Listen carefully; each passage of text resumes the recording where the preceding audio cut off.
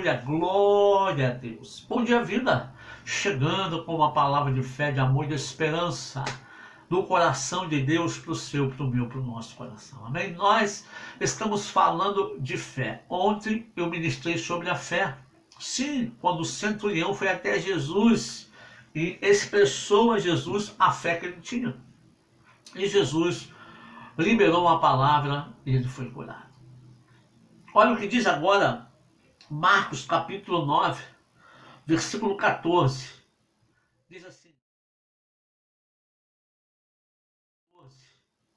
Diz assim, e quando se aproximou dos discípulos, viu ao redor deles grande multidão e alguns escribas que disputavam com eles. Então aqui tinha alguns discípulos de Jesus disputando, conversando com alguns escribas, né? A palavra mais correta aqui seria que estava havendo uma discussão entre alguns discípulos de Jesus e alguns escribas. Mas a Bíblia continua, versículo 15. E logo toda a multidão, vendo, ficou espantada e, correndo para ele, os saudaram. E perguntou aos escribas, que é que discutis com eles? E um da multidão, respondendo, disse, mestre, trouxe-te meu filho, que tem um espírito mudo. E este, onde quer que o apanha, despedaça, e ele espuma, e range os dentes, e vai se secando. E eu disse aos seus discípulos que o expulsassem, e não puderam. E ele respondendo lhe disse, ó geração incrédula, até quando estareis convosco? Até quando vos sofrereis ainda? Fazei-o. E trouxeram-no. E quando ele o viu, logo o espírito o agitou com violência, e caindo endemoniado por terra, revolvia-se espumando. E perguntou ao pai dele, quanto tempo há que lhe sucede isto? E ele disse-lhe, desde a infância. E muitas vezes o tenho lançado no fogo e na água, para o destruir. Mas se tu podes fazer alguma coisa, tem compaixão de nós e ajuda-nos. E Jesus disse-lhes, se tu podes crer, tudo é possível que crer. E logo o pai do menino, clamando com lágrimas, disse, eu creio, Senhor, ajuda a minha incredulidade. E Jesus, vendo que a multidão concorria, repreendeu o espírito imundo, dizendo, espírito mudo e surdo, eu te ordeno, sai dele e não entres mais nele. E ele, clamando e agitando-o com violência, saiu e ficou o menino como morto, de tal maneira que muitos diziam que estava morto. Mas Jesus, tomando-o pela mão, o ergueu e se levantou. E quando entrou em casa, os seus discípulos lhe perguntaram à parte. Escute bem.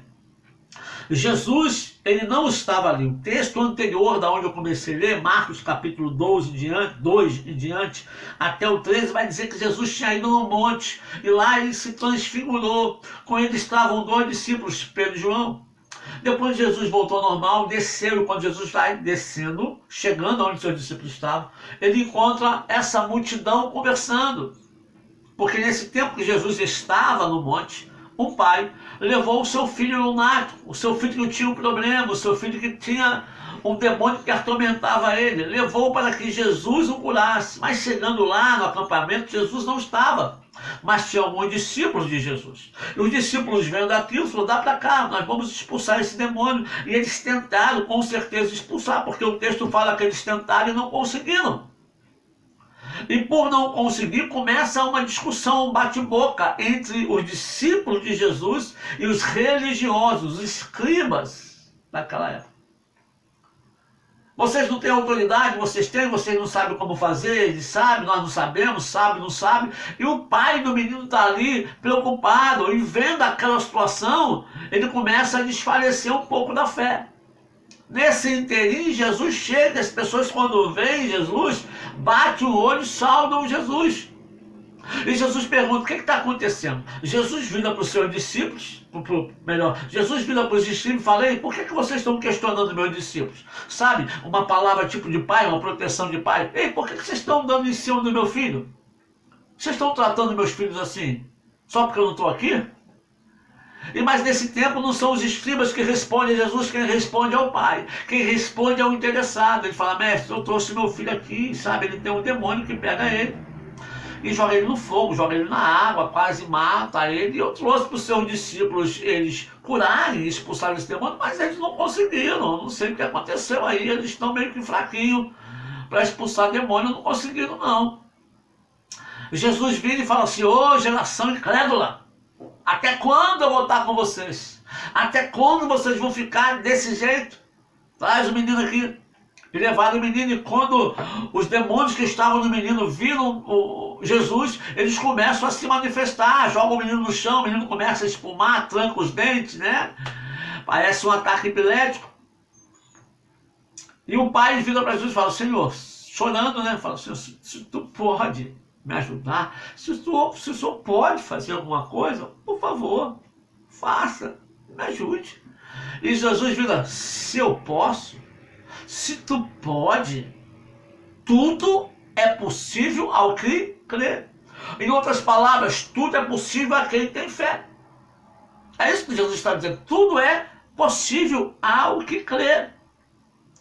E o menino, e Jesus fala: tu crê nisso? E o pai fala assim: eu creio, Senhor, eu creio, mas me ajuda na minha incredulidade.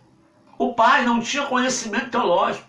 Não era um escriba, porque os escribas também estavam incrédulos, achavam também que isso não podia acontecer.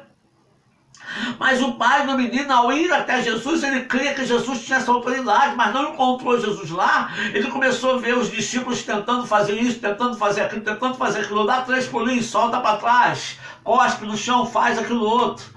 Passa óleo da cabeça aos pés, sei lá, enrola na corda santa, envolve no manto sagrado, limpa daqui, limpa de lá, ora de trás para frente, sei lá, faz alguma coisa, e nada aconteceu. Eles fizeram tudo que sabiam e não conseguiram.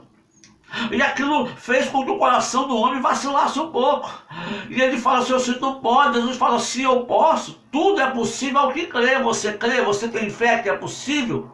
E o homem fala: eu creio, Senhor, mas me ajude na minha incredulidade. O homem está dizendo: Senhor, eu quero crer. Senhor, eu vim até aqui, o fato de eu vir até aqui já é um sinal de que eu acredito, mas o que eu vi aqui criou algumas dúvidas. Me ajuda, eu preciso de um impulsionamento de fé, me ajuda a crer. Era o que Jesus precisava ouvir do homem, que ele ajudasse ele a crer. Às vezes nós precisamos orar a Deus dessa forma, amado, com o coração sincero, que às vezes nós estamos falando daqui para fora que eu creio, e aqui dentro não creio nada. Ou às vezes nós estamos crendo no campo mental, e não funciona, é espiritual. E o homem teve a sinceridade de falar: Senhor, eu estou com dificuldade de crer. Ajuda na minha incredulidade. Me ajuda a ter fé. Essa é a oração que eu e você precisamos fazer nos tempos de hoje. Deus, a situação está difícil. As notícias que bombam na televisão, nos jornais, são notícias tenebrosas. São notícias terríveis. Eu preciso que tu me ajude a crer. Me ajuda a crer, Senhor, que tu é poderoso para mudar. Me ajuda a crer, me ajuda na minha incredulidade. Essa é a oração sincera que eu e você precisamos fazer, amado, se realmente nós não estamos crendo numa mudança, numa transformação. Não é simplesmente cruzar o braço e esperar: eu vou ver o que vai dar, né? Vamos ver o que vai dar esse jogo aí, se vai empatar ou se alguém vai ganhar. Um lado vai ganhar, vamos ver qual, não sei qual. Não, amado, não é uma partida de futebol onde o diabo ataca com as suas forças e Deus se encolhe no canto, se defender de qualquer jeito. Depois Deus respira fundo e vai atacando ele até encurralar ele no outro colo. Não! Deus está no controle de todas as coisas, tudo está no domínio de Deus. Você precisamos crer. Então, quando o homem fala, Jesus vai lá, repreende o demônio, liberta aquele menino, o menino é curado, e ele fica são da sua doença, são da sua enfermidade, curado e livre. Porque o pai ousou a dizer: eu creio mesmo sem crer. E depois ele teve a humildade de falar: Senhor, ajuda-me a minha incredulidade. Ele chamou a existência pela fé que ele não tinha, aquilo que era para vir, que era a cura do menino. E depois ele abriu a boca e falou: Senhor, eu preciso que o Senhor toque aqui, eu preciso que o Senhor tire a venda, eu preciso que o Senhor me ajude a crer, tire a minha dificuldade, tire a barreira que está me impedindo, me ajuda na minha incredulidade, me ajuda a acreditar, me ajuda a crer que tu é poderoso para fazer, já que eu vim até aqui, me ajuda. E Jesus operou um milagre e o menino foi curado. Talvez para você e para mim falte isso. Não falte o conhecimento bíblico. Não falte a atitude de entregar o dízimo. Não falte a atitude disso, daquilo. Mas sim, de nós realmente nos colocarmos diante de Deus e falar: Senhor, me ajuda a crer. Bendito Deus e Pai, eu te louvo. Eu te bendigo e te exalto.